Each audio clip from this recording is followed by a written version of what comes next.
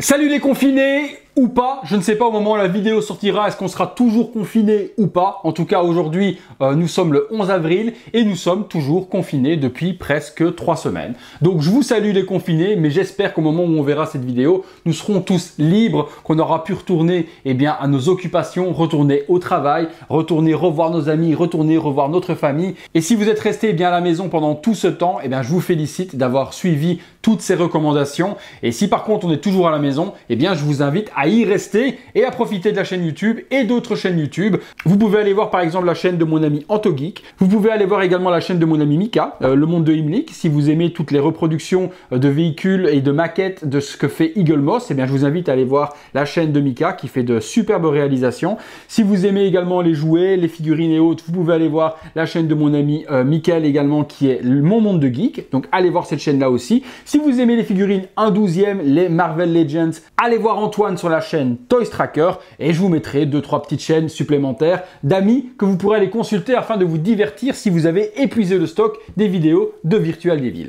On est reparti les amis sur une nouvelle rétro review. Vous kiffez, je continue. On est toujours sur la licence Terminator. Je vous ai fait le T1000 que vous avez certainement apprécié. Je vous ai fait la T800 DX10. Aujourd'hui, on est parti sur Sarah Connor. C'est une MMS, c'est la MMS Movie Masterpiece 119, figurine sortie en 2010, il y a 10 ans, en même temps que le T1000, dans ces années-là. Je pense peut-être même qu'on a le logo Hot Toys 10e anniversaire également. Donc on a le logo 10e anniversaire qui est juste là. Donc 10 ans la figurine et vous allez voir qu'elle n'a pas bougé d'un iota. Figurine que j'ai pu avoir pas très chère, dans les 270 € si je dis pas de bêtises. Or qu'elle cote presque 400 sur eBay, donc elle est très chère au niveau de la cote de cette figurine. Et une personne dans le Nord le vendait et j'ai demandé à mon ami Anthony, donc Anthony de Vargas que je salue au passage, qui est une personne en or, une personne que j'ai rencontrée par ma communauté, par Facebook et autres, et qui est devenu vraiment un ami mais plus que proche. C'est vraiment un véritable ami que j'ai déjà rencontré personnellement et autres. Donc Anto, je sais que tu verras la vidéo. Un énorme merci à toi pour tout ce que tu fais pour moi. Donc grâce à Anto, il est allé chez la personne dans le Nord la chercher et me l'a envoyé. J'avais peur qu'au tarif auquel il le vendait, qu'il y ait des problèmes dessus. Donc je préférais que quelqu'un me fasse une remise en main propre. Et Anto s'est proposé, étant à 15 minutes de chez la personne, de faire la transaction pour moi. Figurine donc qui est arrivée intacte. Merci au vendeur, merci Anto, et je vais pouvoir vous en faire la rétro review aujourd'hui. La boîte, on part sur une boîte qui ressemble comme deux gouttes d'eau à celle du T1000 que je vous ai déjà fait en review. Boîte grise, on a Sarah Connor qui est représentée par devant, T2, Terminator 2, Judgment Day, Sarah Connor, Movie Masterpiece, logo 10e anniversaire, et toujours à l'époque, il y a 10 ans, il y avait le logo Sideshow Collectible, puisque Sideshow était partenaire de Hot Toys, aujourd'hui il n'est plus que revendeur. Sur le côté, on trouve une boîte grise Sarah Connor MMS 119. Sur l'arrière, on a le même speech que l'on avait pour le T1000. Donc l'explication, Skynet Cyborg va dominer le monde, blablabla. Sarah Connor, No Fate. On a quoi d'autre? On a le couteau qui apparaît en fond sur le fond gris. Sur le côté, rien de plus que le visage de Sarah Connor qui revient. C'est la figurine qui est représentée devant et non pas l'actrice. T2. Et Sarah Connor, Judgment Day, Terminator 2 en dessous. Ce qui nous intéresse, c'est ce qu'il y a à l'intérieur, mais je vous fais découvrir tout de suite le reste du packaging. La boîte, elle s'ouvre comme une boîte avec un slipcover par-dessus. Je vois que quelques éléments se sont fait un petit peu la malle dans la boîte, mais c'est pas très grave. Boîte vitrine, d'accord. Terminator 2, le visage de Sarah Connor sans les lunettes, Terminator 2 Judgment Day et puis le Casting Shoe qui a fait quoi sur la figurine? Rien d'autre, donc Terminator 2, pareil ici, et là cette fois-ci on passe au contenu. Allez, contenu de la figurine, pas mal fourni également pour une MMS, il y a pas mal d'accessoires. Elle est plutôt bien gérée, elle n'a pas vieilli, honnêtement, par rapport à une figurine qui a 10 ans, elle est toujours nickel. Le seamless des bras n'a pas craqué, tout est nickel. Je vais vous faire découvrir tout ça, on passe sur tous les accessoires et je vous fais découvrir ça. Les accessoires, alors je les range déjà pour pouvoir les retrouver dans le bon ordre et pouvoir vous les montrer. Alors la boîte se présente comme ceci pour le contenu, d'accord, donc on a tout ce qui est là. Et on est parti, toujours en tournant, sur les accessoires. Allez, je vous montre sur le visuel sur le côté, tout en détail. Première chose, casquette. Donc on a sa casquette style militaire, à venir le mettre sur le crâne, noir, avec une penne devant, truc classique. Un gun. Donc une espèce de Beretta, le petit chargeur s'enlève toujours comme d'habitude, et la partie du haut, coulisse, afin de montrer la balle qu'il y a à l'intérieur. Si c'est pas un Beretta, que c'est autre chose, je vous laisserai me dire dans les commentaires ce que c'est, mais ça a l'air d'y ressembler. On a après une clope. Moi, j'aime bien l'exposer comme ça, avec la cigarette dans les mains. Donc, on a une clope classique, utilisée avec la partie du dessus qui est déjà fumée. ok. On a après une arme de ouf. Je connais pas non plus le modèle de l'arme, mais bon, les spécialistes me le diront dans les commentaires.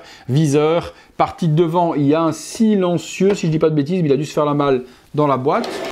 Voilà, c'est bien ça. Il y a une partie qui revient ici par devant, hop, comme ceci. Donc l'arme plutôt bien gérée, il y a les bons logos officiels dessus, semi, safe, auto, donc il y a même les petites parties pour activer avec les inscriptions sur le côté, et elle est plutôt fidèle et bien au film. Donc une montre style combat, style armé, avec un petit bracelet vert. On a quoi d'autre? Là, il n'y a rien. Voilà, il y a un petit accessoire qui vient se mettre à mon avis. C'est quoi ça? Ouais, il y a un micro-accessoire là, qui doit venir se mettre sur le dessus du gun à mon avis. Ici, je pense que ça vient se mettre juste là, vu. Ouais, je pense que ça vient se mettre juste ici. Donc ce petit accessoire. On continue en tournant. On a un shotgun, la partie qui est ici, coulisse également. Il y a les balles sur le dessus qui sont amovibles, donc on peut retirer les balles si on veut également. Et la partie ici permet d'être dépliée pour être mis au niveau de l'épaule, pour éviter le retour. D'accord? Donc pas mal articulé. La partie crac-crac fonctionne aussi. Donc on peut replier le tout sur soi-même avec les munitions. Des mains, 1, 2, 3, 4, 6 mains, donc pour tenir la clope, pour tenir le gun, pour tenir le couteau. Le couteau justement, eh bien on y va. Il y a le couteau qui est ici, avec le petit fourreau pour venir ranger le couteau à l'intérieur. Le couteau est en plastique, très piquant, faites super gaffe. Le manche a une imitation bois avec une petite cordelette, donc fidèle au film aussi. Hop, ça se range. Des pecs de remplacement, les lunettes de Sarah. Donc lunettes type armée aussi, hein, avec des grosses parties rondes qui reviennent en cache sur les côtés pour éviter que le soleil vienne vous éblouir lorsque vous utilisez une arme. Donc les lunettes sont accurate et fidèles au film aussi. Une mèche supplémentaire. Alors une mèche courte, pourquoi? Donc il y a une mèche pour exposer la figurine sans la casquette, donc qui va être sur la figurine. Et puis il y a cette petite mèche que l'on vient retirer et remplacer par celle-ci si on veut mettre la casquette afin de pouvoir l'enfiler correctement. Donc 2 mèches de devant. La figurine, on passe dessus. Avant ça, le socle classique, ceux que j'aime bien, Terminator 2, Judgment Day, et puis Sarah Connor écrit par devant. Ce qui ne prend pas beaucoup de place, pas esthétique, ok, mais plutôt pratique. La figue, on passe dessus. Hop, je mets ça sur le côté pour le moment. Voilà, figurine, plutôt bien gérée, honnêtement. Linda Hamilton, au niveau du visage, est très ressemblante. Figurine qui a 10 ans, forcément, donc on ne recherche pas non plus le likeness et la ressemblance que l'on a aujourd'hui avec les figurines de chez Hot Toys. Hein. Comme je vous ai déjà dit, ce serait triste qu'au bout de 10 ans, Hot Toys ne se soit pas amélioré. Mais déjà, on reconnaissait l'actrice sans problème. Si on compare avec aujourd'hui, forcément, elle a énormément vieilli. Il y a quand même quelques années entre. Mais là, en jeune, je reconnais sans problème Linda Hamilton, sans souci. Si je dis une connerie sur le nom que c'est pas Linda Hamilton, vous me reprendrez, mais je ne pense pas me tromper. Donc visage, super. Elle a vraiment une tête de garçon manqué, hein, faut dire ce qui est, mais Linda Hamilton, elle a quand même une tête, Sarah Connor, de garçon manqué, et on retrouve ses traits, cette grosse bouche, cette mâchoire vraiment bien carrée, les yeux bleus, sa coupe de cheveux avec la petite mèche par devant si on ne met pas la casquette, et puis la queue de cheval derrière, tout est sculpté, pas de vrais cheveux, et honnêtement de vous à moi, je préfère sur cette figurine. Donc elle a au niveau du costume un gilet avec des push, elle a un petit body type armé, pantalon armé, même chose hein, au niveau de la ceinture, bottes, combinaison d'armée, prête à aller en découdre avec le T800 contre le T1000, petit bracelet ici de tissu également, donc figurine qui est totalement fidèle au film, elle est juste géniale. On va assembler eh bien, tous les accessoires et on se fait bien, 2 petits looks, hein, le look avec la casquette, le look sans avec les différentes armes, c'est parti! Voilà les amis, première petite pause avec le shotgun dans les mains. Là, j'ai pas mis les lunettes, j'ai juste mis en naturel, hein, donc avec le visage sans la casquette et sans les lunettes. Petite pause classique. Bon, l'avantage de ce body, c'est qu'il n'y a pas d'articulation au niveau du coude. Donc ça, c'était très propre à l'époque. Il y a déjà 10 ans, Hot Toys faisait des demi-bras seamless, pas le corps complet comme ce que fait Fissen, mais il faisait des bras avec eh bien, des articulations non visibles. Donc un style un petit peu silicone, pour ne pas avoir eh bien, cette affreuse articulation. Vous excuserez le joli petit tatouage que j'ai là sur la main, c'est mes enfants qui m'ont fait un petit tatouage Peppa Pig. Je ne sais pas si vous l'avez vu peut-être dans la vidéo précédente du T850. Je perds toute virilité avec ce tatouage, mais ça fait super plaisir à mes enfants. Donc voilà, quand on est papa, eh bien, on fait plaisir, on perd sa virilité et on a un joli petit tatouage de George de Peppa Pig sur la main. C'est pas grave, je reviens à ce que je disais. Donc magnifique figurine. Le visage par contre, je vous le montre également de plus près que vous puissiez le voir et vous verrez que par rapport au prototype, à l'époque, Hot Toys chie un petit peu dans la colle quand même. Le visage est très beau ma foi, mais regardez à côté le proto. Bah, le proto c'était quand même une grosse claque, c'était plus texturé, la couleur des cheveux est un petit peu différente aussi. Heureusement qu'au fur et à mesure du temps, Hot Toys a quand même changé entre proto et final et qu'on est très proche parce qu'à l'époque on pouvait un petit peu gueuler, ça faisait un petit peu Star Race. Bon, en exagérant un petit peu, mais voilà, vous voyez le proto était quand même beaucoup plus texturé et plus joli que la version finale. Ma foi, belle figurine tout de même, 10 ans, on va pas râler. Elle est plutôt toujours en très bon état, donc je suis content. Je vais vous faire un deuxième look avec cette fois-ci la casquette, les lunettes, que vous puissiez voir ce que ça donne. C'est parti. Voilà les amis, deuxième petite pause et moi c'est comme ça que je l'expose dans ma vitrine parce que là elle est juste mais de dingue. Elle a un charisme de dingue, un charisme de fou. Petite clope à la main, elle tient son gun en mode relax comme ça, mais on sait qu'elle va en découdre. Donc vraiment quelque chose de sublime. La tête avec les lunettes et la casquette est juste magnifique. Une figurine féminine d'une badassitude mais monstrueuse. Je suis ultra fan de cette Sarah Connor et si vous faites du Terminator, il est obligé d'en avoir une. Franchement, de vous à moi, c'est quand même le personnage emblématique avec John Connor, avec le T800 et un T1000. Si vous faites du Terminator 2, c'est pas possible de passer autrement. Et c'est même dommage que Hot Toys n'ait jamais fait un John Connor. Il y a des alternatives chez Asmus Toys ou autre, mais je pense que Hot Toys aurait quand même dû faire un petit John Connor parce que là on reste avec un personnage quand même emblématique et manquant. On est parti les amis pour la conclusion. Voilà les amis, conclusion sur cette MMS 119 Sarah Connor Terminator 2 Judgment Day et quel plaisir de vous les faire redécouvrir et de vous les faire découvrir peut-être à certains qui ne les connaissaient pas, les classiques du cinéma. Hot Toys était juste à l'époque révolutionnaire dans ses licences puisqu'il nous faisait tous les films dont on rêvait avoir les figurines, Terminator, Mars Attack, le Blade, le Commando, il faisait énormément de choses qui nous faisaient ultra kiffer. Je regrette vraiment, mais vraiment ce temps. J'espère que là, avec peut-être la diminution des films Marvel à venir chez Hot Toys, quoique la nouvelle phase arrivée, on voit quand même que le planning est quand même surchargé, que Hot Toys va se remettre à nous produire des figurines de licence culte du cinéma, parce qu'il y a encore énormément de choses à faire. J'ultra kifferais d'avoir les 3 protagonistes de Jaws, avoir Queen, etc. ou autre de Jaws, ce serait un truc de dingue. Et justement, en parlant de ça, il y a une marque qui a tout compris, c'est NECA.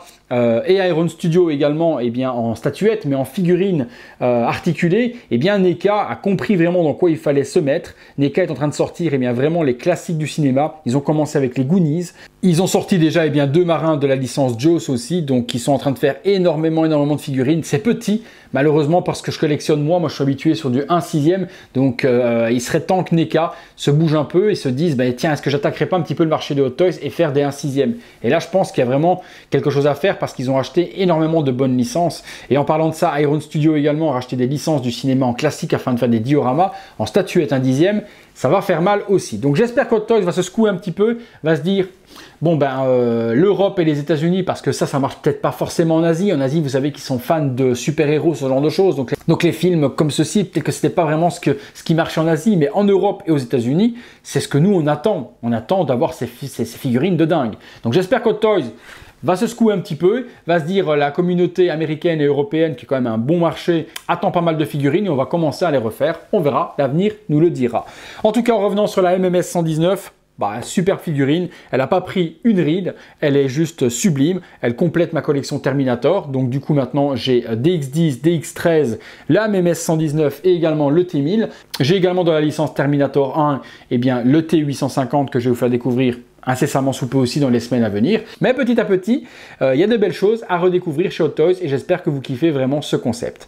Voilà les amis, dites-moi ce que vous en pensez, même chose comme d'hab, est-ce que vous avez la Sarah Connor, est-ce que vous la kiffez toujours autant, est-ce que vous avez eu la Sarah Connor et pourquoi l'avoir revendue peut-être, est-ce que vous regrettez de l'avoir revendue, qu'est-ce que vous en pensez pour ceux qui la découvrent, est-ce que vous kiffez la figurine, est-ce que vous trouvez que pour une figurine qui a 10 ans, elle n'a pas à rougir par rapport à ce qui existe aujourd'hui. J'attends dans l'espace dédié à cet effet le maximum de commentaires de votre part. Voilà les amis, si ce n'est pas encore fait, soutenez-moi en vous abonnant à la chaîne. Vous cliquez sur s'abonner de cette manière-là et vous activez la cloche et surtout vous activez toutes les notifications afin de ne rater aucune vidéo. Et puis si vous voulez soutenir mon travail, vous avez la possibilité de voir les vidéos en avant-première entre une semaine et un mois avant tout le monde en devenant membre soutien. Membre soutien, 1,99 € par mois. C'est pas grand-chose, c'est même rien du tout. Je pense pas que vous les verrez à la fin du mois, les 1,99 €. Par contre, pour tout le temps que je prends pour vous, cela me soutient énormément. Merci à ceux qui jouent le jeu et qui le font. On est de plus en plus et ça me va droit au cœur. Donc merci de trouver que mon travail mérite 1,99 € de votre poche par mois. Restez à la maison si on est encore confiné et si on ne l'est plus, surtout sortez dehors et profitez de vos familles et de vos amis. Je vous laisse place au visuel 360 degrés et comme d'hab, on se retrouve très bientôt pour une nouvelle vidéo. Salut les amis.